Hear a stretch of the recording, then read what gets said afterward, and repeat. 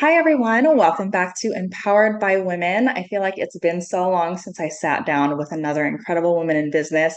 But this year, as I mentioned in my last episode, we are trying to bring you more episodes on a regular basis. So I'm super excited for today. Just to remind you guys, Empowered by Women is a platform that I created to really give women in business the platform to share their story. A lot of times we're supporting businesses, but we don't really understand or know the people behind the brands.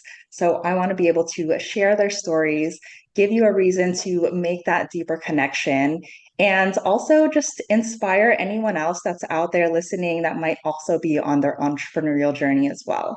So today I'm super excited to be chatting with Rasheedah Loharsingh, who is the founder of Organic Bliss Day Spa, which is in Oakland. They specialize in sugaring. She has her own line of retail and commercial sugaring products under Caribbean Candy, and she recently branched out into educational services. She also offers her own hair and skincare line as well, Natural Republic. So this woman is amazing, and she's also a new mom, so she's just like killing it everywhere. I'm super excited to be chatting with her today. So thank you, Rasheedah, for joining us, and welcome. Well, thank you for having me. I'm super excited to be here and to finally connect. And yeah, I just thank you for having me on here. Thank you. I can't remember where I found you or how I found you, but ever Wow. since the first time I went to Rasheedah's spa, I was like, okay, this is my girl. Wherever she's going, I'm going. She's amazing. So if you're in the area, definitely check out her spot in Oakland. But let's go ahead and just get started with the questions. Why don't you give Sounds us a good. little background into how you started the career that you have today?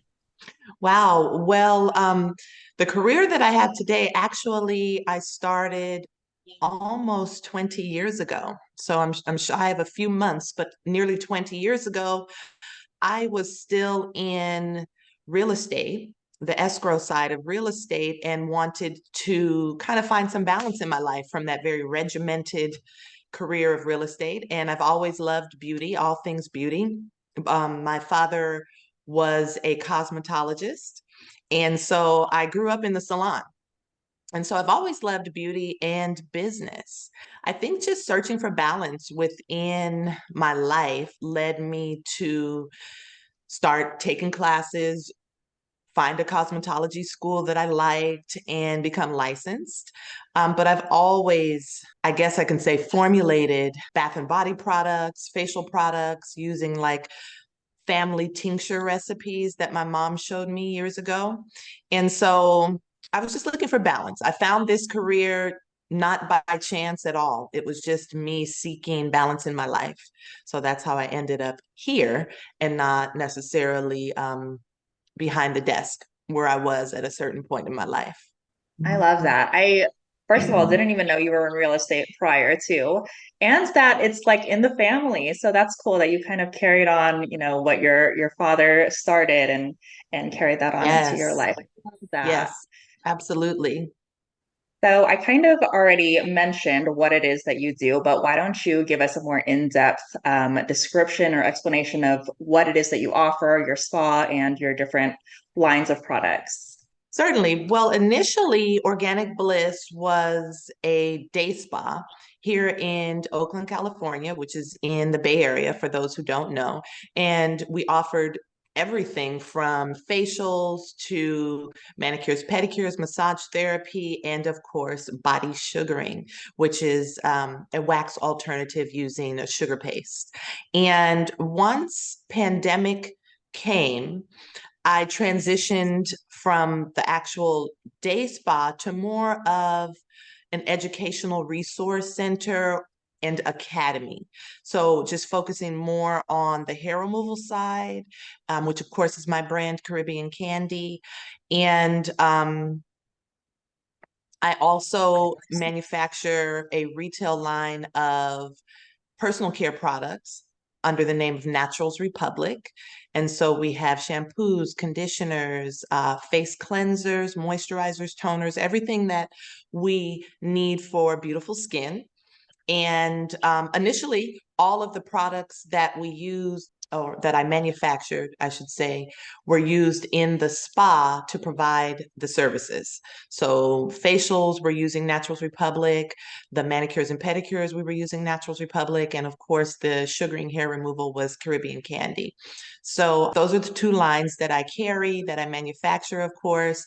And then the educational aspect just kind of came about. My employees and contractors were wanting to learn how to do this method of hair removal that was growing in popularity, and they were just really, really curious. And so that's how the educational portion came. Initially, I had just planned to utilize my products in my day spa. I remember there was a time where that was the dream, that was the big goal, to get my products out there, to have people experience them and love them for all that they are and everything, all the love that I put in them. It wasn't a thought initially to expand in the way that I have since its inception. And it's been a beautiful journey, a task-filled journey, but definitely well worth it. I love that. And 20 years, you've been through a lot, but I really Yes. love that this educational pivot kind of just happened so naturally. And it was Yeah. because of something that the people that were around you, your clients and your employees and all of that, they were looking for. So that's Yeah. awesome that you were able to start offering that. So real quick, can you give us why sugar over waxing? Wow. Well, first let me say, I'm not a wax basher at all. I'm for anything that excludes the razor. Okay. So I am a advocate of epilation, so removing the hair from the root. So now, why sugar over wax? I was able to transition my entire clientele, my entire waxing clientele, because truthfully, every esthetician and or cosmetologist is an experience, or I shouldn't say experience, but has experience with waxing. In order to become licensed, that is part of the testing portion. And so every esthetician or cosmetologist knows how to wax. Sugaring is additional education that one would seek out once they're a licensed professional. Now, initially, I was waxing. And regardless of what I had done, I still had clients, or what I would advise as far as home care to maintain the skin in between services. I still had a few clients that would have bumps, including myself, right? So I learned about sugaring well before I became an esthetician. I saw it like on a TV show or something. And I am one, like I said, I am always so curious about beauty rituals and techniques from various parts of the world.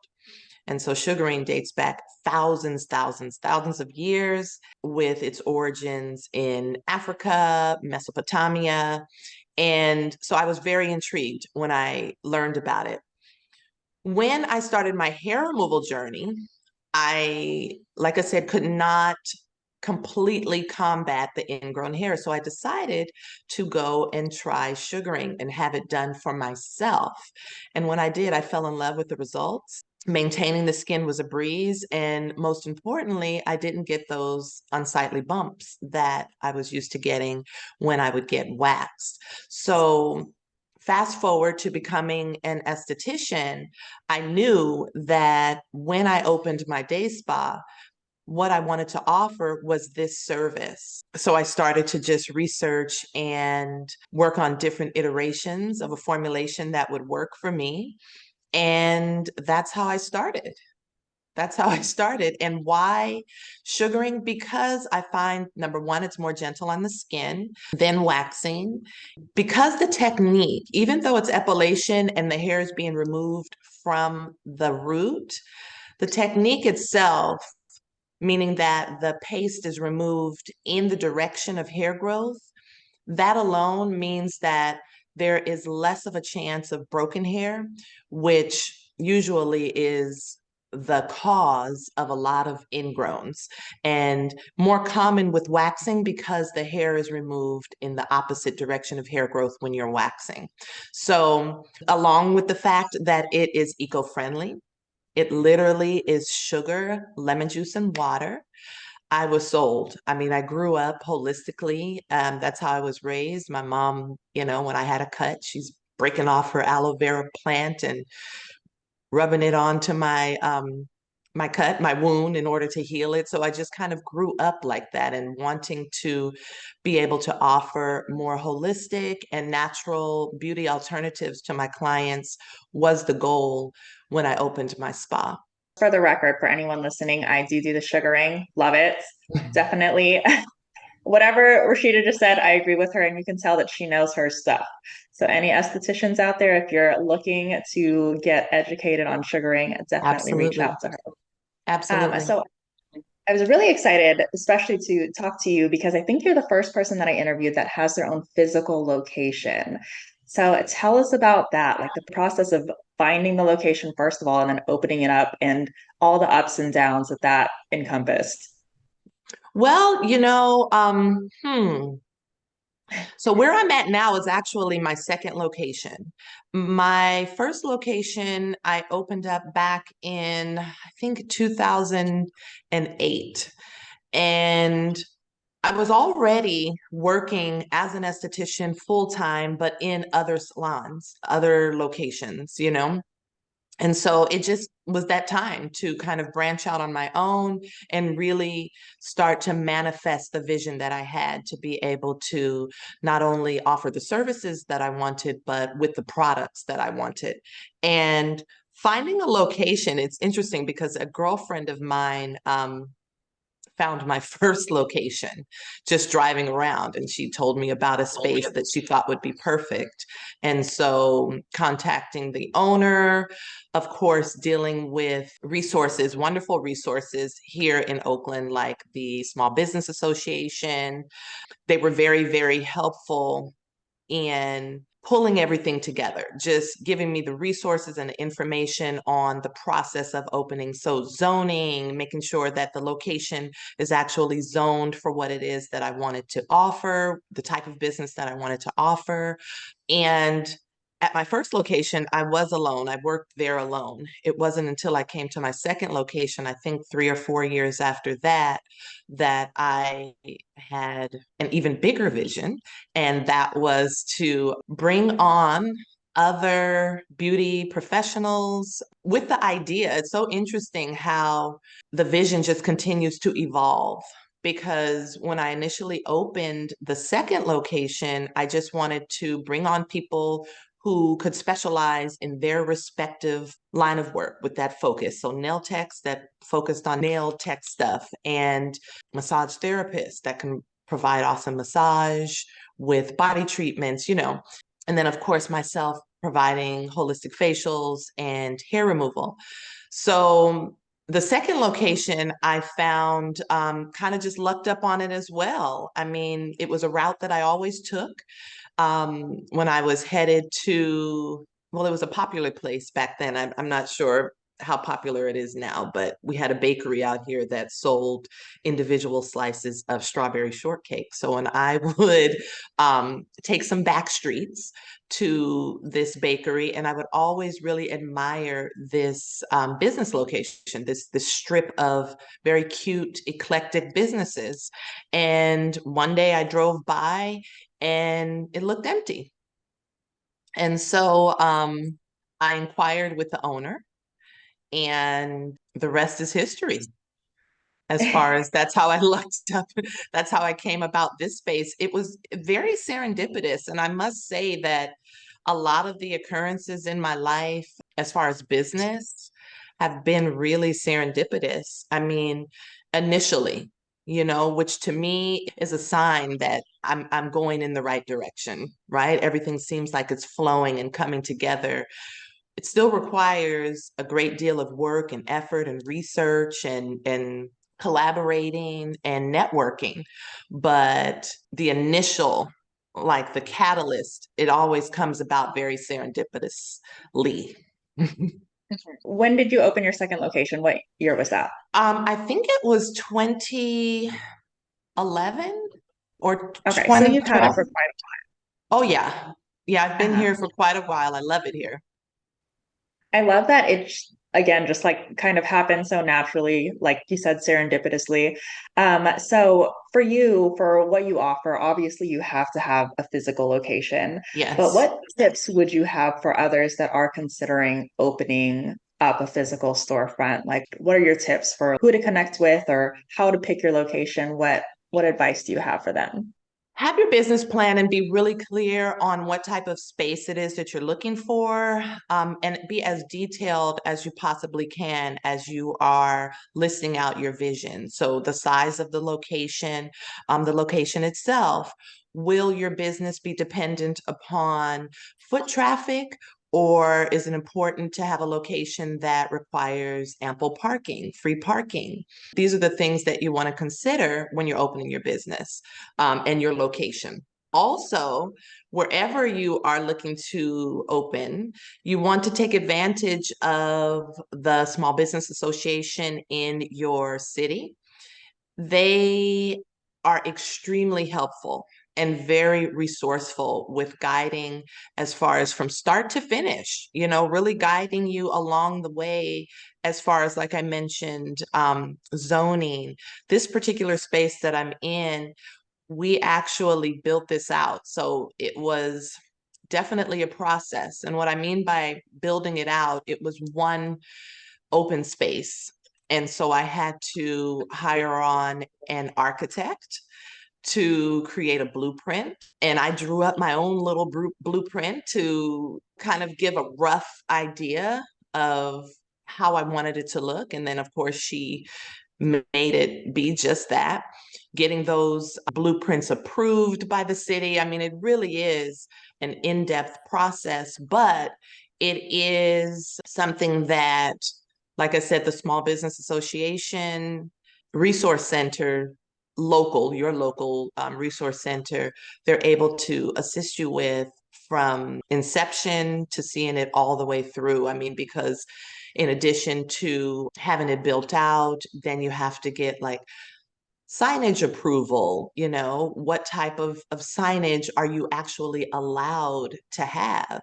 And a lot of people don't consider that. They think that you can just slap something attached to your building and or a big sticker across your window or whatever the case. But there are a lot of requirements and guidelines that are really, really pertinent and you should follow in order to ensure that you are just in compliance, and that's where the SBA comes in handy. That's another place that they come in handy because they're able to connect you with those resources that can guide you as far as maintaining compliance or being in compliance is concerned. I honestly would have never even considered the whole like signage regulation thing. Oh my So gosh, yes. that's great to know. And I mean, that's such a big, like, it seems so little, but that's huge because that's your first impression on potential customers. So knowing that ahead of time is incredibly important, I can imagine. And I also love your tip about the Small Business Association. I've recently connected with a few women from the Chamber of Commerce here in Hercules, and they've been like so incredibly helpful. Yes, So really, really great tip to connect with whatever your local business association is. If you have any resources in your area prior to opening up a physical location. Love that tip. absolutely. Okay, so you've been in business for a while. What have been like your lowest lows and give us a little detail into them and like what you did to overcome them? I guess the lowest low is when we had to shut down for a pandemic. We were unable to work and, unable to generate an income in the way that we were once or so used to.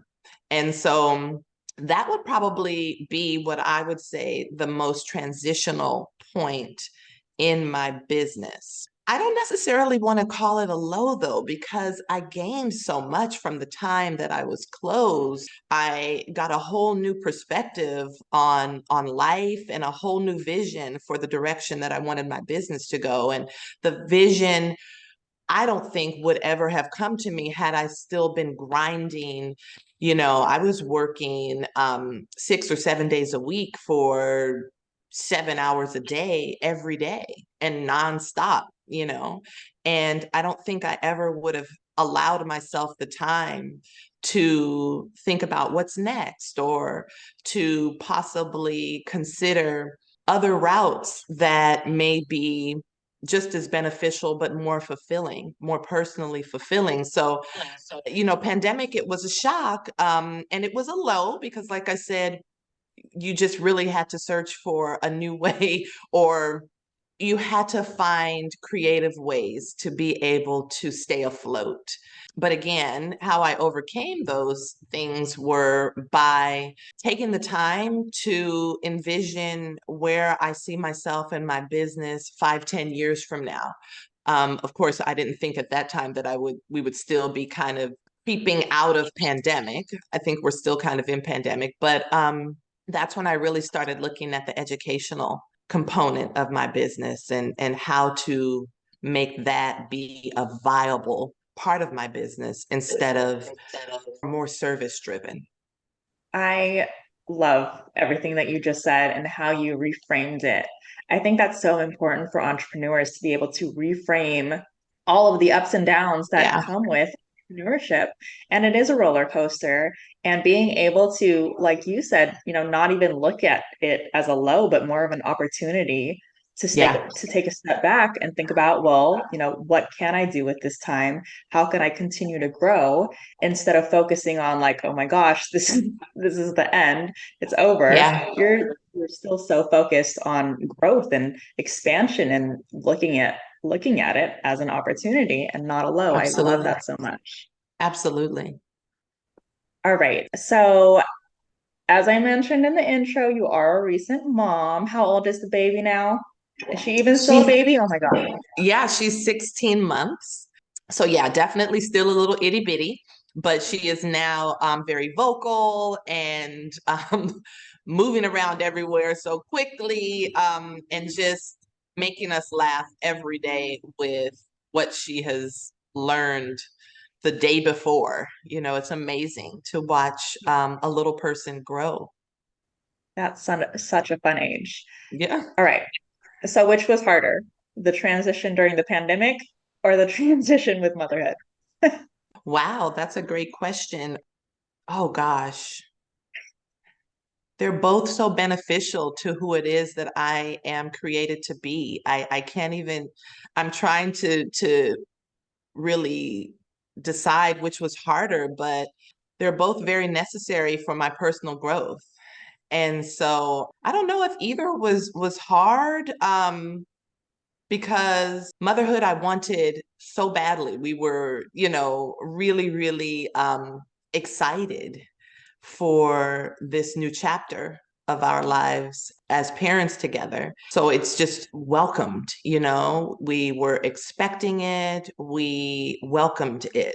Having said that, I feel like as a new mom, I'm so open to adopting new methods or learning about new methods and just various ways that are not only going to enrich her, but also, help me to be a better person as well and the best parent that I can be. So I welcome the transition, which is still a transition. Even though I'm a new mom, I'm like, it's still a transition. I think really finding the time to dedicate to both my family and my business. That's been a more of a challenge than coming out of pandemic or being in pandemic or becoming a mom, is really finding where that balance lies, in order to be effective as the brainy beauty boss that I am, and to be present as the mother and guide to my daughter, the co-guide, I should say. Which was harder? I guess I'm just going to have to go with pandemic was a harder transition, I guess, because it required a lot of research. It required a lot of reflection. And like I said, envisioning of where I want this business to go, a lot of restructuring, a lot of replanning. But then again, so does new mommyhood. So that's a tough question. That's a tough question. I'm not sure if I have Either a way, solid answer. yeah. Either way, you just continue to impress me. And I admired you before this conversation, but Oh, after thank this you. conversation, I just admire you on a whole other level because you yet again answer the question in a way that they're both so beneficial. Instead of focusing on how difficult it was during both of those transitions, you realized the importance of both of them and how much it impacted you in a positive way. And I just applaud you for that 100%. That's incredible. Thank you so much. I think just life itself is just a learning process and it's a journey, and so there's never really a destination. Like I can think back years ago, 20 years ago, and being in cosmetology school. And I remember my instructor saying, well, Rasheedah, what do you intend to do, once you get your license? And I told her, oh, I want a day spa. And here I am in my day spa and have had the full staff and all of the things. And now it's like, well, I want to transition from the day spa to now an academy. And that's what we are now, a body sugaring academy. We still offer a lot of the services that we offered as a day spa, minus nails and massage therapy. So all of the services that we offer are more focused on either product line. I was so entranced by your speaking, I lost my train of thought of what I was Oh, going to that's say okay. next. That's okay. Okay. So, motherhood doesn't seem to have affected the trajectory of your business at all. It seems like you still have all these big visions. You're still living up to that dream that you had many years ago. And your daughter is incredibly lucky to have you as her Thank mother and as a you. role model. Oh, thank you. Your babies as well with everything that you are doing. So, yes, thank you so much. I swear, every time I talk about like a mother-daughter relationship, it makes me so emotional. Me too. But like I'm Me already ready too. to cry. But your daughter really is incredibly lucky to have you. All right. Well, we are coming up towards the end of our interview. So, for our listeners, tell us where they can find your educational services, your product line, your spa, everything. Where is your social media? Go ahead and just lay it all out. Well, of course, you can find each brand or line on Instagram. Caribbean Candy is at Caribbean Candy. Naturals Republic is at Naturals Republic. And then I'm Brainy _beauty_boss, all on Instagram. Of course, we have the corresponding Facebook pages. My academy is located in the Bay Area, San Francisco Bay Area, in the East Bay in Oakland. And you can find more information about the products that we carry and the education that we offer for body sugaring at CaribbeanCandySugaring.com. And if you're interested in some luxurious hair, face, and body products, then you can learn more about the Naturals Republic line at naturalsrepublic.com. And all of that will, of course, be linked in the video description or in the podcast description, depending on where you're watching or listening. But Rasheedah, you've been amazing. Thank you so much for Thank joining us you. today. I'm so glad we finally got to do this. I know we've been talking about it Me for a too. while, Me but too. honestly, an honor to be able to sit down and chat with you. Oh, likewise. And thank you for having me. I really appreciate the opportunity to share my story. It's always fun, even for me, it's kind of like taking a walk down memory lane. And even the interview kind of makes me kind of have even a deep appreciation for the journey. It's like, wow, Yeah. okay, yeah, you make me think with the questions that you asked about how things once were, or how did I build? So thank you for the opportunity, and wishing you much success with the amazing things that you're doing as well. And maybe we will connect again soon, sometime in the future, as both of our visions progress and develop into what we are intending. Absolutely. I plan to have you around for life. So we'll definitely be connecting soon. But thank you. Seriously, you are an inspiration. Thanks, Crystal.